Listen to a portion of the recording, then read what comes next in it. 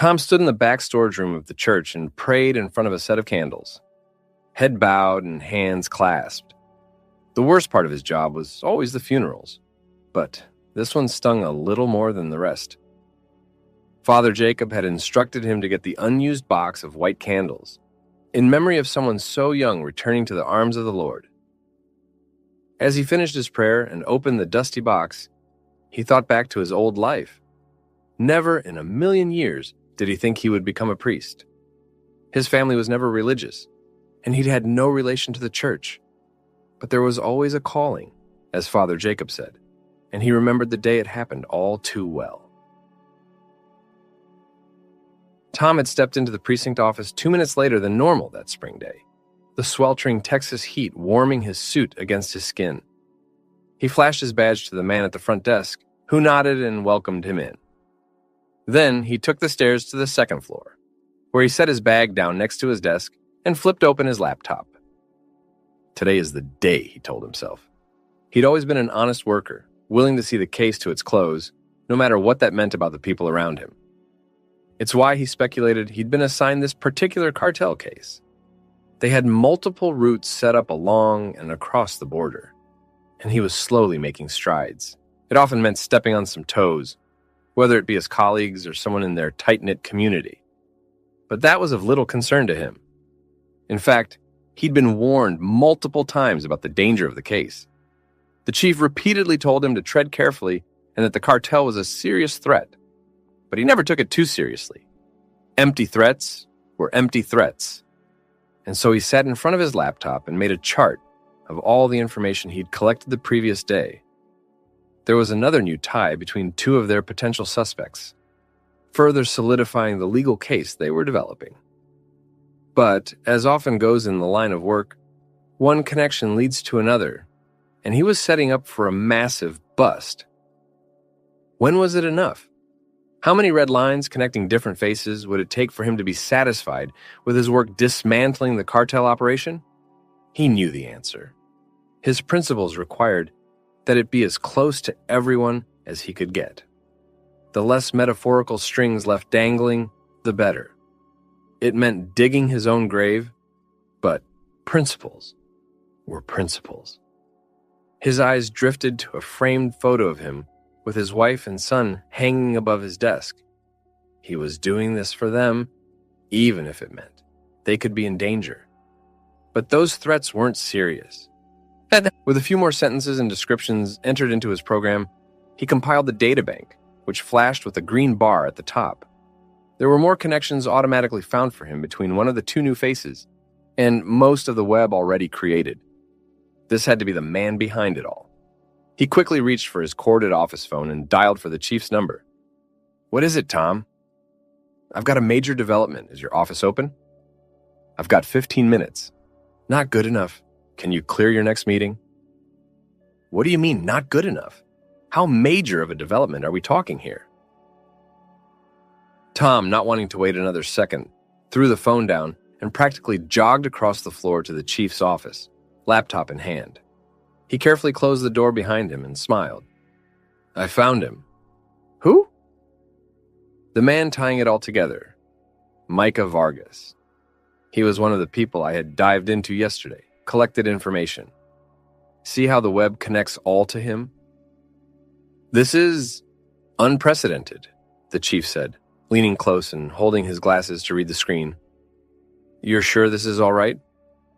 "The computer filled in all of this based on our database. Unless it's wrong, then I'm positive this is it." "Great. Call Danielle to get warrants out for the U.S. citizens, and I'll get a task force moving on everyone else." "Wait, we can't do that yet." "What? Why not? You said it yourself, Tom. This is our guy. We need to end this now and keep our town safe." "I know, but this isn't everyone. We need to be sure we have all the top brass." "You don't have all the top brass yet?" "No. I didn't even know he was top brass until 3 minutes ago. I need more time." The chief rubbed the bridge of his nose. "All right, you have until the end of the week to get me more names. Unless you're convinced we can get more big names after that, we're moving in. They can't know we're closing in on them." "I've been as covert as I can. There's no way they have anything." Great. Get to work, detective. Tom excitedly headed back to his desk, preparing his casework for the day. There were 3 names he wanted to hunt for during the day, which was about 6 hours of driving between locations. But he could afford another late night, especially now that there was a deadline. His wife would understand. And then the phone rang. He waited to see the number, which he didn't recognize. Most of the time, it was either someone on the floor in the field or a random number calling to threaten him to stop his casework. His best guess was option number 3, seeing as he didn't recognize the number. "Davey," he called out. "Can we get some triangulation going for my line?" "Again?" his coworker called out. "Good thing I still have it up from last time." He picked the phone up and placed it to his ear. "Detective Tom Barnes," the voice on the other line said. "I heard you saw my buddy yesterday." "Who is this?" "Tell me, Tom, how much do you value your family?" "Because I love my family.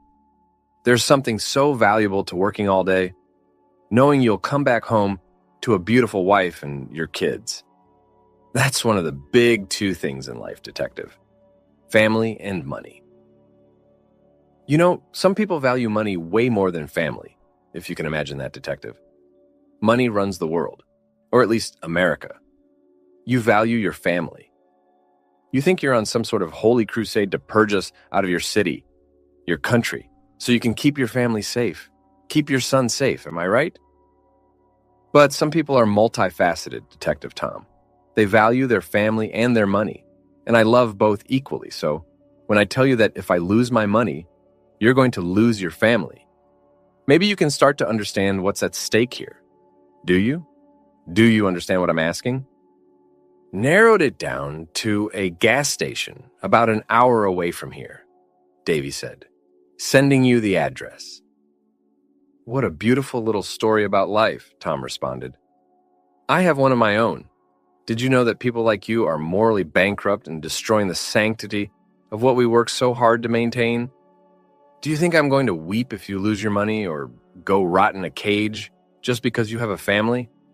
I'm not stopping until your entire operation is behind bars. Do you understand that? The person on the other line sighed, and the line clicked shut. Tom bounced to his feet, grabbed his vest, and bolted down the stairs to hop into his SUV. An hour was more than enough time for whoever was talking to him to escape. But it was the second time someone had stayed on the line long enough to ping their exact location, and he wasn't going to waste a single chance. As he drove, he made a mental note that the person he had found the day before was not the one pulling all the strings unless the man he had talked to was bluffing. An hour later, he arrived at the gas station, nearly out of fuel himself, and scoped the location. It was almost completely empty, aside from the person behind the counter. No matter. He was close to one of his 3 targets for the day. It had been a long day, but productive nonetheless. The people he had sought out to get more information on were surprisingly cooperative in giving him information, whether they knew he was getting it from them or not. As he drove back to town about 40 minutes away, he called the chief. Tom, this had better be good news again. The office is open for another 3 minutes. You bet, sir. The 3 I looked at today were all high profile. I haven't set up the web yet, but I've got some pretty good leads that could point them to about the same status as the one I showed you today. Great. Remember, you have 2 days to get this taken care of. Yeah, His phone began to ring a different number. It wasn't one he recognized, but he was never worried about it being the cartel on his personal phone. There was no way they had that information. Bah! Hey, I'll have to call you back or talk about it tomorrow. Getting another call. All right. He swiped to accept it, ending the one with the chief. Hello? Is this Tom Barnes? Who is this? This is the paramedic team here in town. I'm standing in the park, and it appears your wife and child were shot and killed. Shot, and what? How far away are you, sir? I can be there in 30. He threw his phone down and floored the car. Admittedly, Tom didn't remember much of the car ride back. Things weren't making sense in his head. There was no crying or screaming at first. but a growing pain in his chest and lungs told him he felt suffocated. It wasn't a physical pain, it was something more. The pain of knowing something unspeakable had happened, and he didn't know how to process it yet. He merged onto a highway and flipped his lights on, soaring past everyone else as they made way. Just that morning, he'd taken his son to kindergarten. It was pajama day, and he'd taken his favorite Mickey Mouse set. He was working on tracing his letters, and had nearly figured out how to write his own name without the guides. Just that morning, he dropped his wife off at her job. They had kissed like it was any other day. He was supposed to be expecting tacos for the night, and then read in bed with her until she fell asleep with the book in her hand. And they weren't going to be home to greet him when he got back. His brain couldn't handle it, so his foot stayed pressed to the floor, and he swerved over to make it onto the ramp for his exit 10 minutes down the highway. His SUV, however, wasn't ready for the shift. His axles buckled, and the vehicle started to tumble to the side of the road, where it rolled repeatedly, smashing every side. At some point, he went unconscious, either from the pain or the damage. The next waking moments he remembered were fleeting. A shot of an ambulance, 3 doctors over him in an operating theater, and being wheeled down a sterile hall. Consciousness came back to him in full a day later, where he woke up in a room completely alone. A series of monitors, casts, and liquids were all attached to him, ensuring his health in some capacity. As he silently waited for a nurse to come in and check on him during their rounds, small pieces were slowly coming back to him. His wife and son were dead. He had crashed on his way to go see them. There was no way of knowing how long ago that was yet, but his heart ached, and finally, a sob escaped him. He was released from care 3 months later.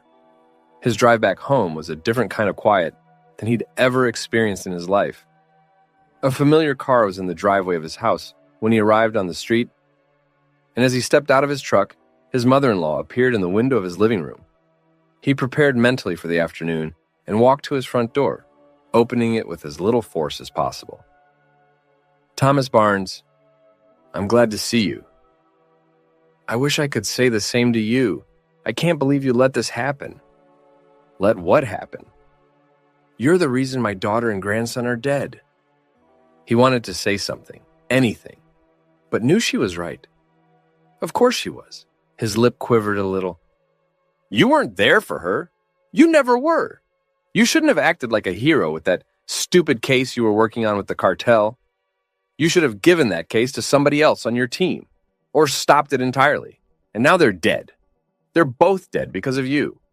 You murdered my daughter, my grandson. You're a cop, and you couldn't even protect them." She maintained venomous eye contact as she walked out the front door, then drove off in her car. He screamed as loud as he could, anger bubbling in his chest, and fell to his knees. After another month of sitting at home alone, slowly healing his broken bones, most of the biggest damages he'd sustained were healing or healed, and so he was permitted to come back to the office.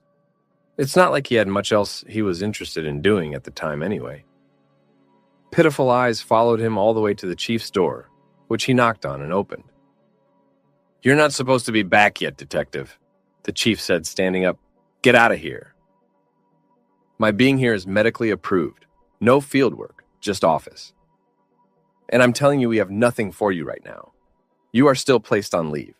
I'll call you Monday next week to see where everything stands. Please, Chief, you've got to let me come back. This is all I have right now. I need to find the man who did this. Please." The chief sighed and motioned for Tom to sit. It was a bit of a chore, but he did so almost painlessly. "I was hoping to tell you under different terms, but it's been handled, Tom. Besides, you wouldn't have been able to work the case anyway. That would have been a conflict of interest." "What? What do you mean? How was it handled?" "We caught the killers. They were found pretty much right after the murders and sentenced to life 3 weeks ago. Justice has been delivered. I know it's not enough, and it never will be. But our team has done its due diligence." I don't... Why did... Please, Tom, go back home. Take the week. You clearly need it." Defeated and in shambles, he stood from the seat in front of his boss's desk and walked out of the building, somber. The case never recovered after the arrests. The people who had killed his wife and son were directly related to the cartel, and their arrests left massive holes in the web that couldn't be fixed. After months of going back and forth, struggling to get good information for the chief and some heavy drinking, they had to let him go. And so he did the only other thing he felt he could do: continue the drinking. He drank a lot and often woke up the next morning on the floor of his living room, which was beginning to turn into a disgusting mess. Overdue mail was piling up, and it wasn't long before he was evicted by the bank. There was a long while where he drifted on the streets, drinking himself away, suffering from the consequences of his actions. How could he have let himself risk his family like that? He hardly cared for his own health. In fact, the only way he saw any relief was to die as soon as possible. It was all he wanted anymore. He seriously debated doing it himself on numerous occasions, often when severely drunk. But it all came to a boiling point when he was on a different side of town than he was used to. A group of kids had decided to mug him, and he was an easy target. They stole what was left of his pocket change, as well as his wallet, and left him out in the cold. He convinced himself this was it. As soon as he found a good place to do it, he was going to try to end it all. That next morning, on a Sunday, Father Jacob locked the church up and exited the back door. It had been another successful sermon, and he was happy to see some new faces in the crowd. What he wasn't happy to see was Tom, drunk and passed out under the fence. He approached Tom and helped him up. Once he determined he was sober enough to join him inside for a cup of coffee, he asked Tom what had happened. As it turned out, he'd never made it to a spot where he could try to end it all. He'd blacked out 15 minutes later while trying to hop the fence. "You're lucky it's me who found you," Father Jacob said. "Anybody else may have called the police." Tom did his best to piece together the image of the man in front of him. He only vaguely remembered, but he was pretty sure Father Jacob had offered him a ride once to shield him from the rain. A stand-up man who had once again come to his rescue. "Hey, I know the guys on the force. They're nothing I'm scared of." "A repeat offender?" "I used to be one of them, Father, but not since the..." He couldn't bring himself to talk about it. The thoughts stung more when he was sober. "I have a proposal for you, Thomas. Why don't you stay at my place for a while? I have this nice little home next to the church where I live alone." "I couldn't do that to you. The last thing you need is me. I'm a burden." "Nonsense. I'm begging you to let me house you. It can be temporary if you'd like." "What's the catch, Father?" "Nothing. I can't stand to watch someone like you suffer like this. And any little bit I can do to help, I want to." Tom accepted Father Jacob's offer and lived under his roof for an entire month. At first, there wasn't a lot the two of them did or talked about. With a little help, Tom slowly weaned himself off of the alcohol. And once that barrier was removed, the two of them began to hold conversations together. The one Tom remembered the most was on a random Thursday night. They were sitting in Father Jacob's living room, staring at the fireplace, when a thought came to Tom's mind. He asked to learn more about what Father Jacob was doing at the church. In turn, they stayed up late into the night, discussing all the different things that Father Jacob does for his community and the things that could heal a torn soul. But the church was always busy, and there wasn't time for everything. "I could help. I mean, if you'd accept the help. After all, you've already done so much for me." "There isn't a lot you can do to help, I'm afraid. Most of it is up to me as the head of the church." "There's got to be something. I'll mow the lawn for you. Clean out the gutters. You have lights you need fixed? I noticed one last Sunday in the worship hall. Small things, anything." It was that discussion that led to Tom being a full-time resident for the church, keeping the place in top condition and doing odd jobs that would otherwise cost them too much money. In return, Father Jacob taught him the scripture and connected him with religion in a way that he'd never had before. After a year of participating at the church, Tom decided he had found his path. He couldn't imagine doing anything other than working for Father Jacob at the church. Sure, he'd gotten his own job, by then working at a hardware store, but all of his free time was devoted to the church. Another 3 years after that, he came to Father Jacob in his office with his phone pulled out. I've just signed up for classes on the clergy, he said. I've decided I want to become a priest. A priest? Father Jacob repeated. It's a big step. I know. It takes a lot of focus and a lot of interpersonal skills. I've been learning from the best. If you're looking for my blessing, Thomas, you have it. I'm not the one who decides who gets the call. God is. For the past 3 years, he'd been a priest under Father Jacob's wings. With almost 10 cumulative years of experience at the church, he was a shoo-in to help the aging father continue with the day-to-day work. His main goal was always to ease his burden, but every once in a while, he had the opportunity to pay his aid forward. Every now and then, he came across someone who needed help like he had so many years ago, offering them food and shelter and helping to get them back on their feet. It was the least he could do in his mind. A majority of the people he helped relapsed sooner or later, and he'd had a few repeats, but for those that had truly transformed with his help, it made all the trouble worth it. He grabbed the candles out of the box and exited the storage room of the church, headed back to the offices. Father Jacob's door was still locked, but he knocked a few times on it. Father Jacob, it's nearly time to begin the processions. I've gotten the candles. Great, the father's voice called out from behind the door. Go ahead and set them up in the hall. I'll be out soon enough. He did as told, tracing the long hallway down to the worship hall, where a few people had already begun to gather in the pews and in front of the casket. He carefully placed the candles in their stands, unlit for the moment, and stood near the doorway, ready to greet and console people walking in. No matter how hard he tried, his eyes drifted over to the picture of Peter Lamb on full display near the casket. Peter was a little over triple the age of Tom's son when not many more people had entered the worship hall in the next 10 minutes, and as the clock ticked closer and closer to noon, Tom was beginning to worry that Father Jacob wasn't going to be ready on time. It wasn't exactly a good idea to keep a funeral service waiting, and he could see some of the unrest growing at the front of the room. He traveled back to Father Jacob's office, where he politely knocked again. Father, it's time for the service. I know that. Give me just a few more minutes. Of course. I'll do my best to mitigate the noise. Not that. He walked back out to the worship hall and stood at the entrance again, where a woman approached him. She was the mother of Peter, the deceased boy, but almost looked too young. Maybe she was the in-law. Can we hurry this up? I was hoping to have this on its way by now. Of course. As soon as Father Jacob is done getting around, we will be ready to begin the service. It should be any time now. Great. Good. It seemed the woman was trying to squeeze out a tear.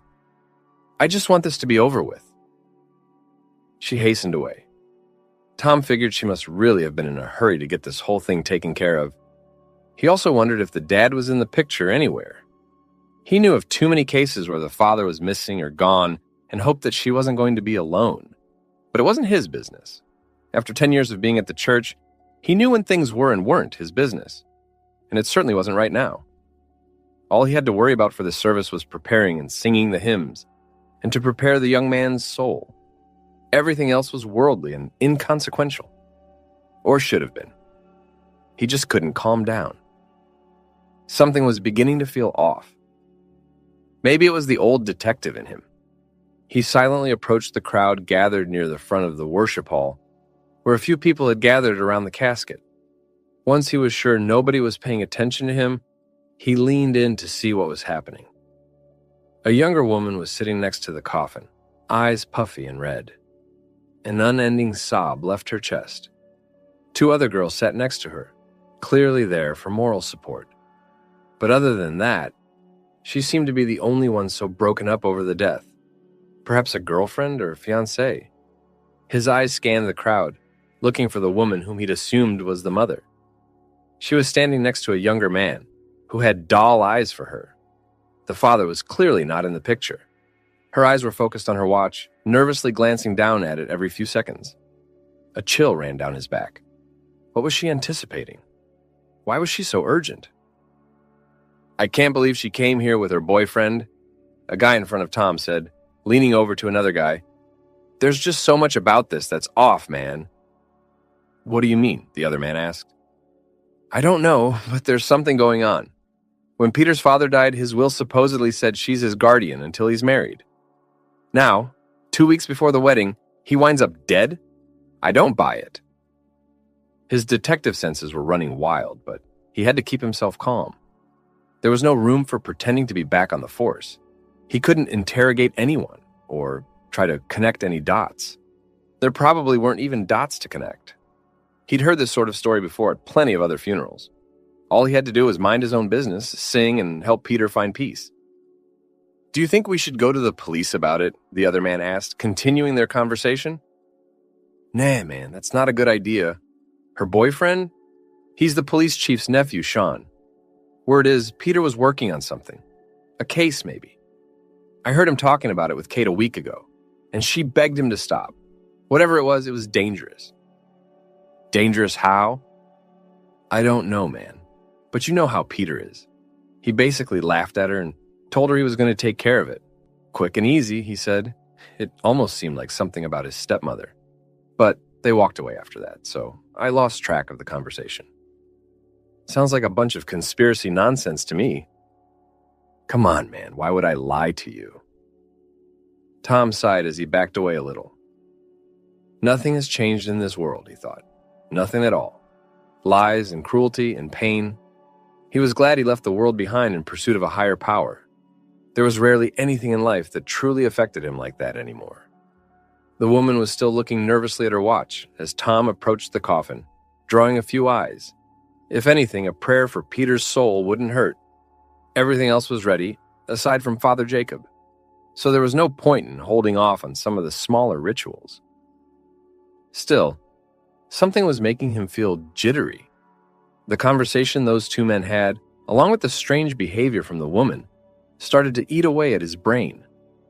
Careful to respect the boundaries of who he assumed was Kate, still crying at the base of the coffin, he took a look at the boy inside. He certainly was too young, maybe 25 at most. A whole life ahead of him. What happened to you, son? Why are we still not started with this thing? The woman asked in a loud voice, walking his way with more confidence than before. Please do not yell in the church, Tom said, turning her way. Look, sir, I'd rather not be here all day. Why don't we just get this started already? I'm sorry, but if the sermon's being held up, maybe that's a sign that the soul is not done with this world yet. What?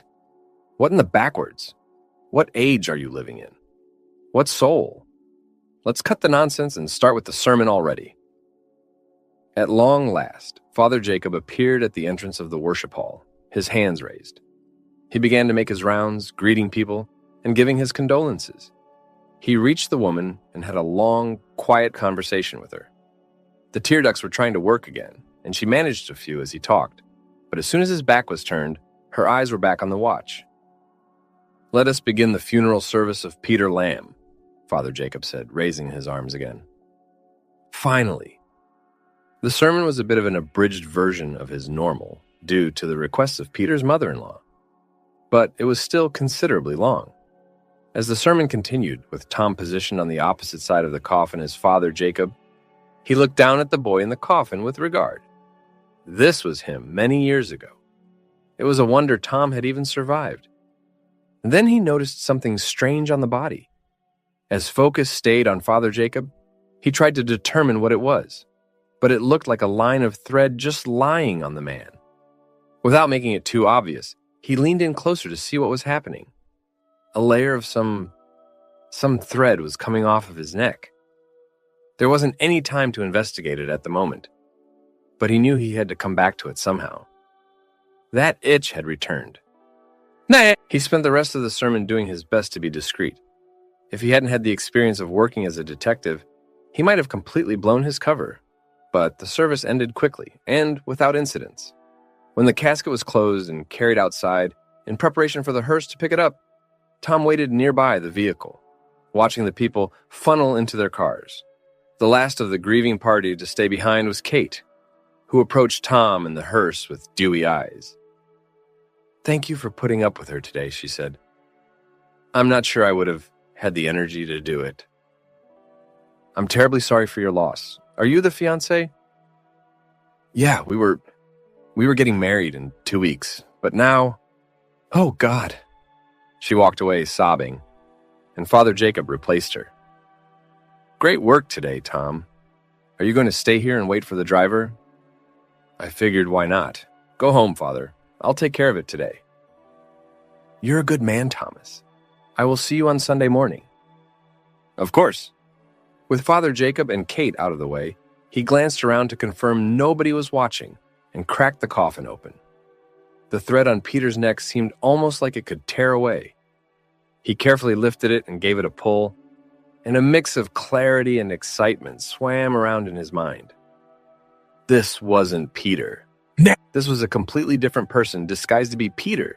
It was clearly a good disguise too, seeing as he hadn't even noticed the seams, except for where the thread was loose.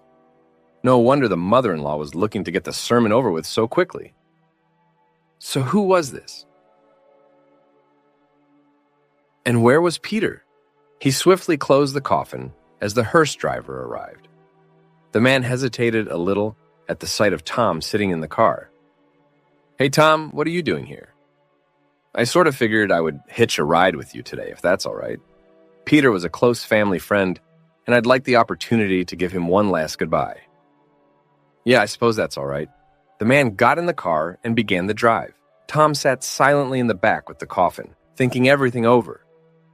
Whoever this dead person was, it wasn't Peter. It was Peter's replacement, which likely meant Peter was still alive out there somewhere. All he had to do was figure out a way to find him and potentially save his life. Where are we headed? He asked the driver. Linden Cemetery, all the way on the other side of town. Okay, that works. That works? What does that mean? Not to rush you, but could you step on the gas a little? What's going on, Tom? I'll explain here in a minute. Just know that we need to get to a quiet spot, somewhere in town. You're starting to freak me out. Do you trust me? Yeah, I do. Then let's get to a quiet spot. The driver did as told, peeling ahead of everyone else on the road and making some distance. Then Tom motioned for him to dip into an alley, and they stepped out before Tom opened the back door. Come here. I need to show you something. Tom, you know I don't want to look at the bodies. I can't do this. Trust me. Come see this. The man conceded and leaned over to watch Tom. He peeled a tiny sliver of the mask from the body's neck, and the man almost retched.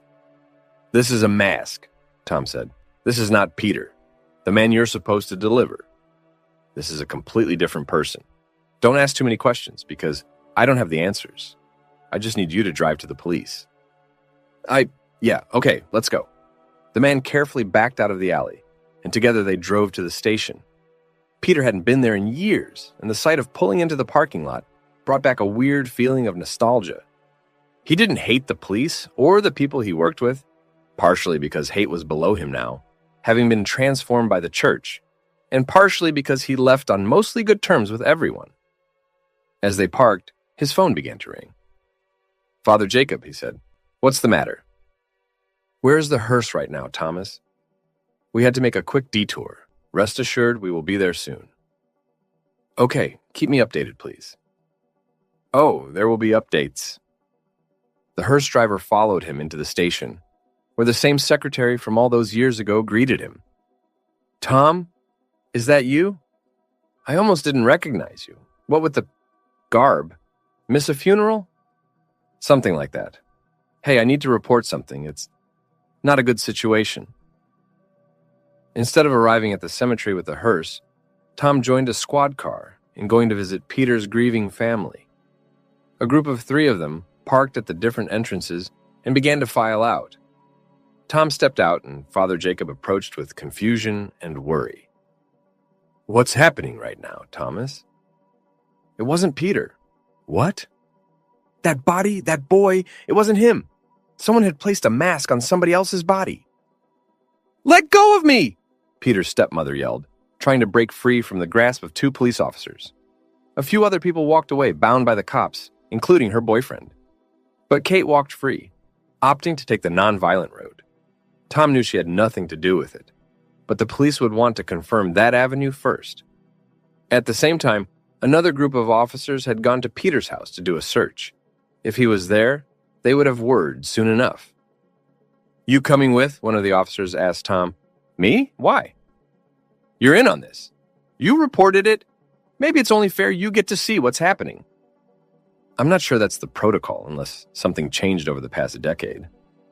"Come on, it'll be fun." "Yeah, all right." Tom only accepted the offer because of that itch in his head that needed scratching. But it turned out to be more than he needed to scratch it. The stepmother refused to talk at first, which was a stark contrast from every moment leading up to her being brought in for questioning. She threatened them with lawyers, but they were more than willing to let the game play out as long as possible. In the other interrogation room, however, her boyfriend faced a much different treatment. Being part of the force himself, he knew the people investigating him and was bending under the pressure. "I'm only going to ask once, Sean. Where is Peter?" "Look, I don't know, man. I don't know what she did with him or where she put him on or anything about the will. All I know is..." "Wait, what will?" I don't know. What will?" "Whose will is it, Sean?" "I don't know anything about all of this." "Really? I think we both know I can tell when someone is lying." The officer in the room with Sean approached him, and Tom watched with bated breath. At last, Sean cracked. "Okay, look, I know where he is, all right? Will you give me leniency if I tell you what happened?" "We'll see." Her husband, Peter's dad, got sick really bad at one point. And he was a rich man, absolutely loaded. So imagine her glee when she finds out he has a big will coming. But after a conversation one day, she discovered that he didn't put her on the will at all. Peter was going to be the sole inheritor of his fortunes, and were to get them the day he got married. That's a weird stipulation. Something about wanting Peter to settle down and have a family before getting the fortunes, I don't know. Maybe it was a responsibility thing. But she was pissed. She looked for so many ways to change the will before her husband died, but couldn't. It was totally up to him. And what about Peter? Where is he? What happened? Well, this is when I came onto the scene, after her ex-husband's death. She wanted that money, and I wanted it too. And so she started developing some plans to convince him to sign some papers and transfer all the money to him, to give her all the rights. But she couldn't convince him. It was an endless battle. Things got bitter fast. She came to me one day and asked what would be the easiest way to have him killed, and how to do it as soon as possible. I wasn't on board with this idea. We couldn't kill him. Not only was it wrong, but he still had all the account information. She had no chance of getting to that money. So her next idea was to fake his death. Kidnap him, hold him until he gave her the information, and plant a fake body. Where is he right now? In her basement, he's tied up in a chair. A few of the men in the viewing room repeated the information to their radio and ran out of the room. If he was telling the truth, they would find him soon enough. Then who is the fake body? Well, we hunted for a while for the right person. There was a lot we had to consider, but our best bet was going to be some homeless junkie on the other side of town. So we started the prep work. There were already a lot of overdoses in the area. We just needed to speed up the process and find one who fit the bill. You drugged homeless people? No, she did. I didn't do any of this. It was all her. But she'd found the right person and brought his dead body home to create a fake scene in the living room. She even had a mask pre-made to look like him. And so, she laid the body down, and Peter was tied in the basement, and she fought to get as much information out of him as she possibly could. Thank you, Sean. The man walked out of the room and moved to the other interrogation room, where the mother-in-law still sat stoic. Ma'am, your boyfriend has just confessed everything to us. You're lying? There's nothing to confess. He told us about the mask and the will and your plan to get the fortune from Peter. He told us that you tied him up in the basement.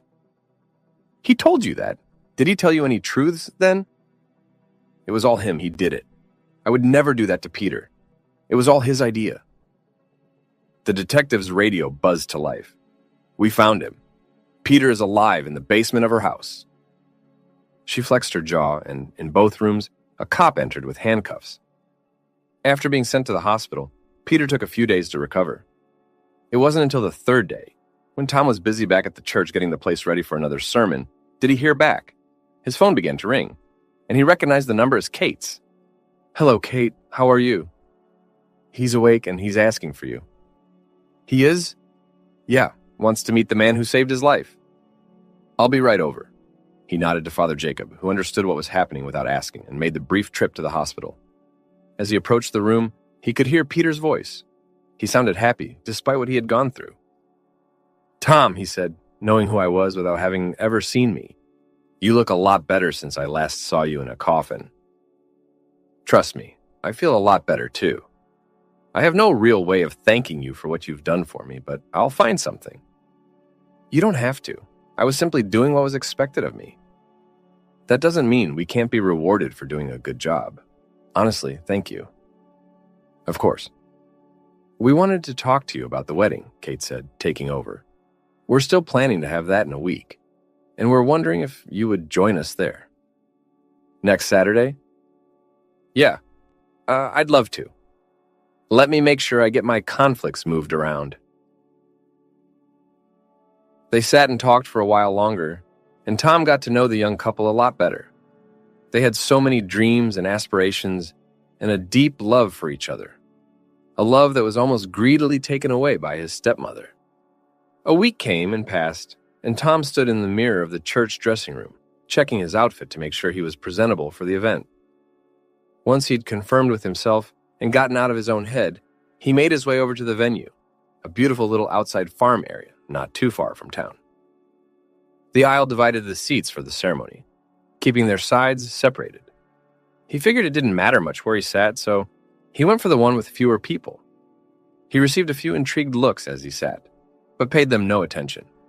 The day wasn't about him, and he didn't want to bring himself any of their attention. A person he didn't recognize officiated the wedding and walked out with Peter about 5 minutes before Kate walked down the aisle with her dad. It began with a prayer, and the two of them went through their ceremony. It wasn't abridged this time. They had all the time in the world to cherish the moment. "Do you, Peter, take Kate to be your lawfully wedded wife?" "I do," he said, smiling at her. "And do you, Kate, take Peter to be your lawfully wedded husband?" "Yes, I do." "Then by the power vested in me by God and the state of Texas, I now pronounce you husband and wife. You may now kiss the bride." They kissed, and the crowd clapped on both sides.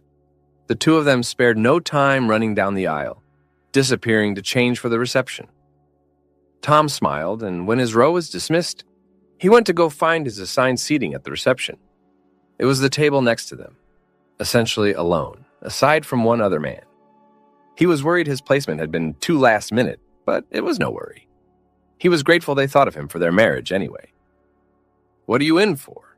he joked, taking his seat next to the man. "Reading of the will." "What?" "Yep." Kate and Peter appeared back in the reception area, and their DJ announced their presence. Once again, everyone stood and clapped, and as the dinner plans were announced, Kate motioned to the man sitting next to Tom. "Ladies and gentlemen," he said, standing, "I am here to read the will of Peter's father, Andrew. As some of you know, he left a significant amount of his property to Peter. And so, without further ado, Peter, if you're reading this, I didn't make it. I have no way of knowing when exactly it happened. But I hope you haven't or didn't grieve too much. No matter how much you love this life, it is short, and you too will pass one day. Nothing is forever. But hey, at least you've gotten married. Let me be the first to say congratulations. If I'm not, redo the entire ceremony. For legal purposes, I'm kidding. Congratulations. The reason I asked for my will to be read to you only in case of your marriage was because I didn't want you to make my mistakes. But I underestimated you, son. Kate is a wonderful partner and will be for life. Please protect her at all costs. As you've probably expected, I'm leaving all of my businesses and properties to you. I think you will figure out exactly what to do with all of it. Not that I'll care. It won't matter at all, and I'm proof of that. Here I am, 6 feet under, wearing only a suit. I had everything one day and dirt the next. Maybe I spent too much of my life in a suit, and maybe that's karmic justice. I wish I would have spent more time with you and your mother. I love you both. I know she would be proud of you too. Last, please be cautious of your stepmother. With all of this fortune, I know the two of you didn't get along very well, and I'm worried she may have the wrong intentions about the fortune. I love you, Peter. The man handed the will over to Peter to read. He was shaking at his table, looking it over, and tears were streaming down his face. The handwritten, "I love you" from his dad was more than enough to kick all the grief of losing him up. Kate was crying too, but there was a smile on her face. In fact, most of the reception hall had misty eyes. His dad must have been a good man. Then the festivities began. Food was had, and the night was enjoyed. The newlywed couple were more than happy, and danced long into the night. 2 Sundays later, right after the morning service, Tom received a phone call again from Kate, asking him to dinner at their house. He obliged, having grown closer to the couple. The door swung open for him before he could even reach up to knock, and Kate waved him in. "Glad you could make it. It's almost ready." "Thank you for the invite. Wouldn't want you to miss it." He followed her in. There were a few faces he only recognized from the wedding there, and he realized it was a friend hangout. He mingled with the group a little in the newly inherited house, which was larger than the one he had lived in a decade ago. They sat at a large table for dinner, which fit the entire group, and food was passed along. "Henry, Frank, Tim, this is Tom," Peter said, pointing his fork across the table. "This is the man that saved my life." "Heard great things about you," one of them said. Tom smiled. "Hopefully the legends aren't out of control." "I want to know how you even thought to look for a mask," Peter said. "Past experience is all." "What do you mean? What's your history? You never talk about yourself. Do you have a family?" The smile vanished from Tom's face, and something much calmer took hold. "Yeah, I used to. A son and wife, they were perfect. I used to be a detective. There was a cartel that was running drugs and other things across the border, and I was determined to crack the case. I didn't heed the warnings or the threats to my family, and I paid the price." "I'm sorry to hear that," Kate said, frowning. "That's awful," Peter echoed. "It was. I hit a very low point in my life, but Father Jacob took me in not long after, and church shaped me into a different person. I now know I'm grateful that I had a chance to have a family, no matter how short-lived it was." "You know, I don't think we're so different." "How so?" "We've both lost our families. I grew up with my mom after Dad left, but I never hated him for it. We struggled to get by, but that's helped me value the little things in life. I don't even know what to do with all of this inheritance. But we made amends, and now I'm just happy to have had him in my life for when he was. Mom passed a few years before he did. I guess all things happen for a reason then." "I sure hope so. Otherwise, we've hit the life lesson lottery pretty well." Smiles were back, and dinner proceeded. As soon as it was done, however, Peter clapped. "All right, time for everyone to get out of here." "What?" one of his friends asked. "It was a nice dinner, but everyone has to leave now. Kate and I are going on a hiking trip tomorrow and need to get moving." Despite the abruptness, everyone left in good spirits. Tom was the last to head for the door, thanking them gratefully for dinner. "Actually, we're not done with you yet," Peter said. "How do you mean?" "I told you I wanted to find a way to thank you for saving my life, and I intend to make good on my word, so we've talked, and we want you to have the house." This house? Yeah? This massive house?" "Yep." "Why?" "Because you live at the church, Tom." "How do you know that?" "Nobody knows that." "We've done our research. You need this much more than we do?" "I don't know if I can accept this. Please, I insist. I'm not used to the lavish lifestyle, and this is way too pretentious for me. If you don't want it, throw it up for sale and buy something smaller. but we don't want it. He moved in the next day as they left for their hiking trip. Like Peter, he thought it was too much, especially for one person, but he didn't intend on it staying that way. The moment he'd situated the main bedroom with what little possessions he had, he put posters up in the church letting people know to spread the word. The house was to become a halfway home, much like he'd done for years prior. Only now, it could be on a much larger scale. Slowly but surely, people from all walks of life would come to his doorstep, and he would welcome them in with open arms. Sometimes they were homeless, sometimes jobless, and sometimes just struggling. But he didn't care. He would help them get themselves back on their feet, and then they would leave, and maybe they would be doing better. His success rate had risen over the years, but he was still far from perfect. And then 2 years went by of doing the same thing for hundreds of people, and after a week without a new face in the house, he realized things had started to slow down. He hadn't seen a new homeless person in a month, and the last one just left his care to get their own apartment. Even his nightly walks didn't yield a drunk person on the ground, desperate for care. His walks went further, looping across the entire town in one night, but the streets were vibrant with joyful life, not that of pain. Even the overdoses on the other side of town had dropped. The last of his recipients, a younger man who had fled his hometown to escape his abusive family, approached him one day, and with a bit of a frown, broke the news to him. "It's time for me to go back, Tom." "Already?" "It's been 4 months since the incident. I've restarted my life. It's time." Tom stood up from his desk and walked with the man to the front door. "If you see someone, you send them my way, all right? Don't forget what you got here, and what others can, too." "Of course. Thank you, Tom. I'll never be able to repay you. You've been around for enough of these to know I never want repayment." "I know. Goodbye. Goodbye." He watched the man walk down the driveway with his backpack of belongings, and as soon as the door closed behind him, he felt empty, lonely. For the first time in years, he was lonely.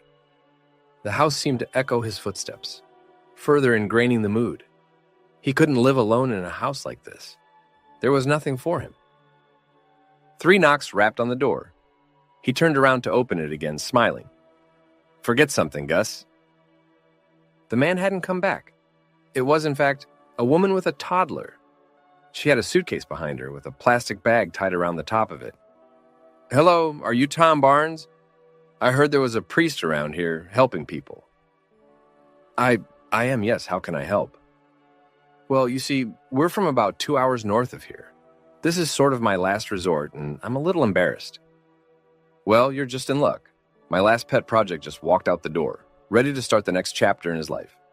You have free pick of any room in the house, both of you." "This house is big," her son said, looking at the raised ceiling. "It is, isn't it, buddy?" his mom asked. "Where are the rooms?" "Right up this way. Let me guide you." For an entire month, Sarah and Noah, the single mother and her son, were under his care. The more time he spent with them, the more he was dreading the day when they would have to leave. They reminded him too much of his wife and son. They weren't romantically engaged, but they filled that gap in his heart. Playing with Noah became the highlight of his day. He wasn't sure if she felt what he did too, but it all came crashing down on a Sunday afternoon towards the end of the month. Tom returned from the church to find the two of them were gone with no warning. Their suitcases and belongings were gone, and so was almost any sign they had been in the house with him. He sat down on the front porch and put his hands in his hair. Realistically, there hadn't been anything between them, and he knew that. But they patched that heartache that he'd felt for years. He knew in another few years he would have the same outlook as he did with his wife and son, where he was just glad he had them in his life for a time. But for the moment, he needed to grieve. So he sat on the front porch for a few hours, taking it in. He almost didn't want to go back into the house. He didn't want to hear the echo again. A pickup truck looped around to the front of the house and stopped right at the driveway. Sarah jumped out of the front passenger seat, smiling, and unleashed Noah, who jumped out of the truck and ran towards Tom, colliding against him with a hug. They weren't gone. His smile returned. Sarah was smiling too. He wasn't sure who the driver was, but he felt a little nervous about someone having come to pick them up. Until he saw Peter walk around from the driver's seat. "Peter!" he shouted, laughing. "What are you doing here?" "I just came to stop by and see how things were going when I was greeted by these two. You didn't tell me you turned this place into a halfway house?" "It's the only way to not feel guilty about owning such a massive home." "I get it. They told me about all of it, and I got so excited. We went out for a bit of shopping. All new sets of clothes, and a run-through of all the necessities. No more scrounging for soap." "I got a Pete the Cat book," Noah said. "I see that," Tom said, smiling.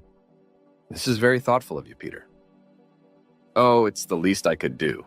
What with the business taking off? I spend most of the revenue helping people anyway. I'll bet you've noticed the streets are cleaned up a little." "I thought that was my fault." "Yeah, and I thought it was mine. Turns out we're both a little responsible for it." "Well, how does dinner sound? You can bring Kate. It'd be nice to catch up together." "I like the sound of that. I'll let her know." Tom smiled as Peter walked away, and Noah went back to talking about Pete the Cat as they stepped inside. The most significant discussion piece of the night was the bump in Kate's belly. It was all the two of them could talk about. They were so excited to be having a little girl. Noah didn't fully understand what was happening, but was more than happy with his chicken nuggets compared to everyone else's veggie stew. As everyone caught up with each other, Peter approached Tom in the kitchen. "Hey, I know this is very sudden, but Kate and I have talked about it." "Not this again," Tom smiled. "No, not like that. We were wondering if you wanted to be the grandpa. There's not really a good example on either side we can have for one, and, well, I think you'd fit the bill pretty well." Tom did his best not to break down in tears at that very moment. His heart melted at the thought of them wanting to include him. Not only did it mean being a grandfather, it meant Peter thought of him as a father figure. "I'm not sure I could say no," Tom answered. "Great. Good. She'll be glad to hear." Tom rejoined the group in the kitchen, and Tom stared at them all, more content than he had been in a long time. That evening, after Sarah and Noah had gone to bed, Tom stood out on the front porch, staring into the night sky. The stars were bright and plentiful.